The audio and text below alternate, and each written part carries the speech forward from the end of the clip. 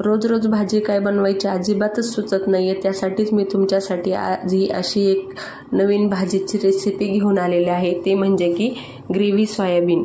ही एकदम हॉटेलसारखी आणि सर्व टिप्स वापरून कशी बनवायची ते तुम्हाला सांगणार आहे. दिसायला तर इतकी छान दिसते आणि खाण्याला सुद्धा इतकी टेस्टी आहे. चला तर मग आपण सुरुवात करूया. तर त्यासाठी मी ते 150 ग्रॅम सोयाबीन घेतलेलं आहे. मी फॉर्च्यूनचं सोयाबीन घेतलेलं आहे. तुम्ही हवं तर दुसरं कुठल्याही ब्रँडचं घेऊ शकता. फक्त खूप मोठं किंवा खूप छोटं घेऊ नका, मीडियम साईजचं घ्या.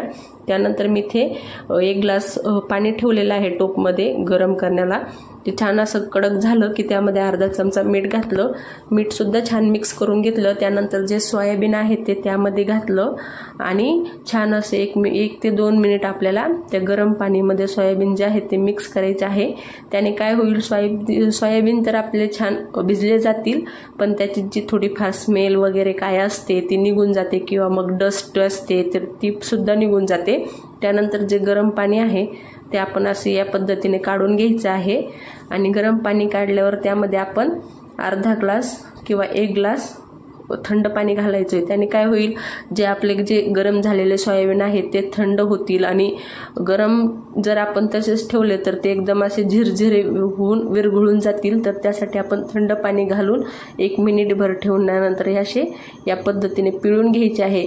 आता पिळून कशासाठी घ्यायचे तर ते आपण ज्यावेळेस भाजी बनवू तर एक्स्ट्रा जे पाणी सोयाबीनचं त्या भाजीमध्ये उतरेल तर त्यासाठी आपण हे पिळून घ्यायचे आहेत. या पद्धतीने बघा तुम्ही सॉफ्ट असे भिजलेले आहेत आपले सोयाबीन. त्यानंतर मी इथे कढई घेतलेली आहे. कढईमध्ये 1 पळी तेल घातलेलं आहे. त्यामध्ये काही खडे मसाले घातलेले आहे. 1 मोठी विलायची, त्यानंतर 1 दालचिनीचा तुकडा, 1 स्टार फूल, 1 हिरवी विलायची आणि 2-3 लवंग घातलेले आहे. ते छान रोस्ट झाले की 5 ते 6 लसूणच्या कळ्या, छोटासा अद्रक तुकडा घातलेला आहे.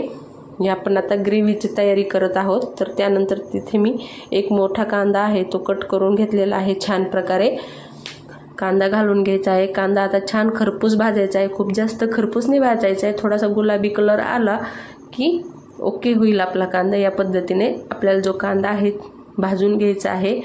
गॅसची फ्लेम मिडियम ठेवायची आहे. त्यानंतर त्यामध्ये मी 1 टमाटा घालणार आहे. 1 जे टोमॅटो आहे त्याला छान असे कट करून घेतलेले आहेत, तुकडे करून घेतलेले आहेत, ते घालायचे आहे ग्रेव्हीसाठी. आणि आता टोमॅटो घातले तर परत एकदा आपण मिक्स करून घेऊया. अशा पद्धतीने मिक्स करून घ्यायचं आहे. सगळं जे आपलं टोमॅटो कांदा आहे छान प्रकारे रोस्ट झाले पाहिजे. आता टोमॅटो घातले तर त्यामध्ये मी अर्धा चमचा मीठ घातलेला आहे. परत एकदा छान मिक्स करून घेईल.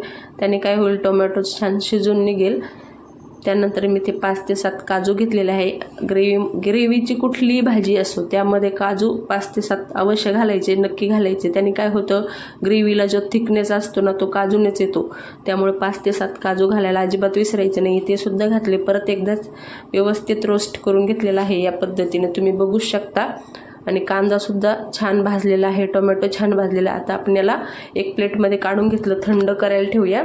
परत तीच कढई घेतलेली आहे. अजिबात आपल्याला जास्त भांडे खराब नाही करायचे. एकच कढईमध्ये तुम्हाला मी भाजी एकदम हॉटेलसारखी भाजी कशी बनवायची तेच सांगत आहे.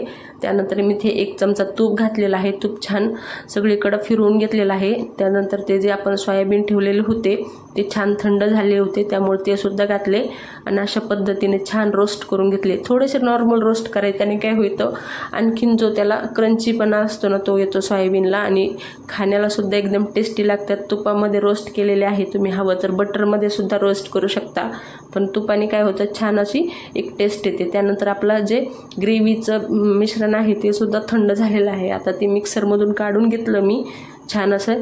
आता हे बारीक वाटताना मला जास्तीत जास्त 1 नाही तर 2च चमचे पाणी लागलेलं आहे.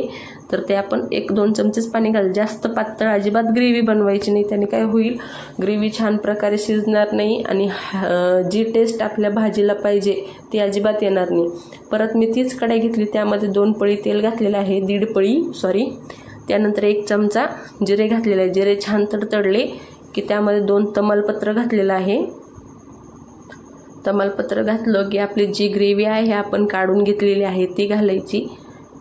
व्यवस्थित प्रकारे सगळीकडून काढून ती व्यवस्थित घालायची. आता आपल्याला ग्रेव्हीला असं एकदम छान असं तेल सुटेपर्यंत तिला छान असं रोस्ट करायचे आहे, परतवून घ्यायचे आहे.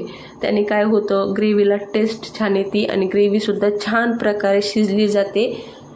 ज्यावेळेस ग्रेव्ही छान शिजते त्याच वेळेस भाजीसुद्धा टेस्टी होते. तर या पद्धतीने तुम्ही बघू शकता ग्रेव्हीला छान तेल सुटलेलं आहे. त्यानंतर मी इथे 1 चमचा काश्मीरी लाल मिरची पावडर घातलेली आहे. त्यानंतर अर्धा चमचा धने पावडर घातलेली आहे आणि पाव चमचा हळद घातलेली आहे. हळद थोडीच घालायची, आपल्याला जास्त नाही घालायची. आणि मिरची पावडर तुम्ही हवं तर नॉर्मलसुद्धा घालू शकता तिखट. मी कमी तिखट हवी म्हणून काश्मीरी मिरची पावडर घातलेली आहे. परत आता मसाले जे आहेत ते छान आपल्याला कोट करून घ्यायचे आहे ग्रेव्हीला. मसाल्याला सुद्धा छान प्रकारे तेल सुटलेलं आहे. आता आपण जे सोयाबीन रोस्ट करून ठेवलेले होते ते घातले आणि आता आपल्याला ते सोयाबीन ग्रेव्ही आणि त्या मसाल्यांमध्ये छान असे कोट करून घ्यायचे आहे व्यवस्थित. म्हणजे ते सोयाबीन जे आहेत त्याच्या कणाकणापर्यंत आपली जी ग्रेव्ही आहे ती लागली पाहिजे. या पद्धतीने कोट करून घ्यायची आहे. आता महत्त्वाची मेन गोष्ट, कुठलीही ग्रेव्हीमध्ये खूप जास्त अजिबात पाणी घालायचं नाही. नॉर्मल पाणी घालायचं, कमी पाणी घालायचं आणि नॉर्मल टेम्परेचरचंच घालायचं. त्यानंतर मी इथे 2.25 वाटी पाणी घातलेलं आहे. मीडियम साईजची वाटी आहे, त्याने मी 2.25 वाटी पाणी घातलेलं आहे. परत आपण याला छान असं मिक्स करून घेऊया, पाणी व्यवस्थित सगळीकडं हे करून. त्यानंतर इथे मी परत अर्धा चमचा मीठ घातलेलं आहे. मीठ घालताना लक्ष ठेवायचं, कारण आपण सोयाबीनमध्ये मीठ घातलं आहे. त्यानंतर कांदा आणि टोमॅटोचं जे आपण ग्रेव्हीसाठी बनवलं त्यामध्ये सुद्धा मीठ घातलं आणि परत आपल्याला भाजीत मीठ घालायचं, तर मिठाची थोडीशी काळजी घ्यायची. त्यानंतर इथे मी 1 चमचा कस्तुरी मेथी घातलेली आहे.